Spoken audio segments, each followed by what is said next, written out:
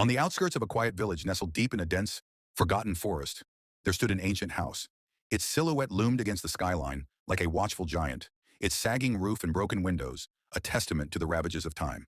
No one in the village dared to go near it, for the house was cursed. The locals called it the Hollow House because of the strange emptiness that seemed to hang over it like a shroud. But no one feared the house itself. It was what lay within, the legend of the faceless ones, that caused grown men to shiver and children to avert their gaze. The story went that a family had once lived there, a family that had mysteriously disappeared over 100 years ago. Some said they had vanished overnight without a trace, leaving nothing behind but their old furniture and cold, untouched food.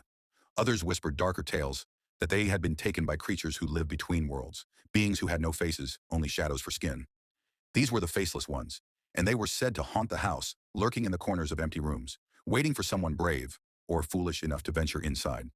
One autumn evening, as the wind howled through the trees and the sky grew dark with the threat of rain, a group of friends gathered around the fireplace in the village tavern. Among them was Thomas, a tall, broad-shouldered man with a reputation for fearlessness. His eyes gleamed with mischief as he listened to the villagers exchange their usual stories of hauntings and ghosts. "None of you really believe in that nonsense, do you?" he said with a scoff. "It's just an old house. There's nothing in there but dust and rats." An older man, his face lined with age and wisdom, shook his head. "You don't understand, Thomas. The Hollow House is not like any other.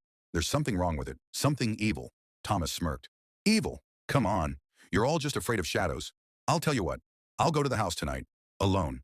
I'll stay there until dawn, and when I come back, you'll see that there's nothing to fear." The room fell silent. The villagers exchanged uneasy glances. No one had set foot in that house in decades, and no one wanted to see what might happen if Thomas did. But his friends, perhaps eager to see him humbled or maybe just curious, egged him on.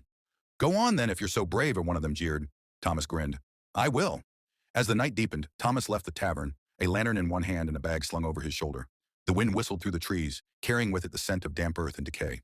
He felt a flicker of unease as he approached the Hollow House, its tall, crooked frame rising like a dark monolith against the pale moonlight. The front door creaked as he pushed it open, the sound echoing through the empty halls like a whisper from the past. The air inside was cold, far colder than it should have been, and it smelled of mildew and something faintly metallic. Thomas wrinkled his nose but pressed forward. The house was even more decrepit than he'd imagined. The wallpaper was peeling, revealing patches of mold underneath. The floorboards groaned beneath his feet, and every step seemed to stir up a cloud of dust. But Thomas wasn't easily frightened. He set his lantern down on a table in what had once been the dining room, pulled out a flask of whiskey from his bag, and settled into an old moth-eaten chair. Hours passed. The wind continued to howl outside. But inside the house, it was eerily quiet. Too quiet. Thomas could hear the ticking of his pocket watch, the crackle of the lantern's flame, and his own breathing.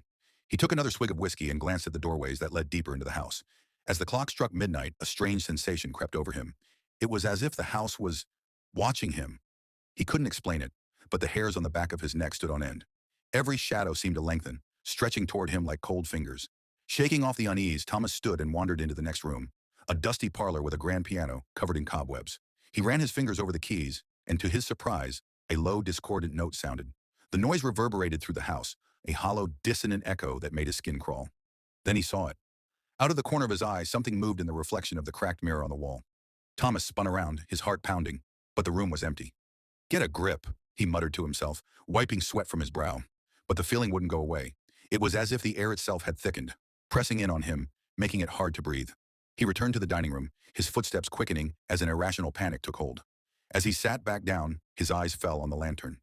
The flame flickered, guttered, and then went out. Darkness engulfed the room. For a moment, Thomas froze. The silence